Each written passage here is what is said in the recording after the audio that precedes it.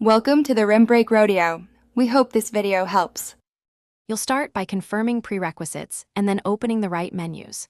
First, make sure your iPhone runs a recent iOS and has battery. This avoids interruptions. Next, open Settings and tap Bluetooth or swipe to Control Center and enable Bluetooth directly. Once done, keep the device you want to share within a few feet and set it to be discoverable. This matters because iPhone won't list non-discoverable devices. Now you're ready to pair or access sharing options.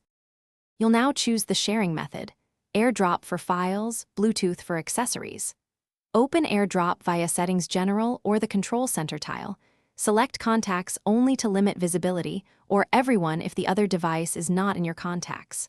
For headphones or speakers, find the accessory under Settings Bluetooth and tap its name to pair. You might accept a pairing code. Make sure Wi-Fi is on for AirDrop, because it uses both Bluetooth and Wi-Fi to transfer efficiently and securely. Finish by accepting any prompts and confirming codes so the connection becomes active.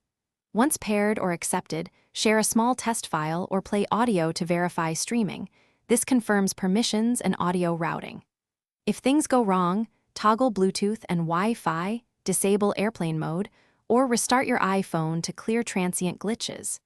Make sure Do Not Disturb isn't blocking notifications, and set AirDrop visibility appropriately. These common checks fix most issues quickly. Thanks for watching. Consider subscribing if we helped you.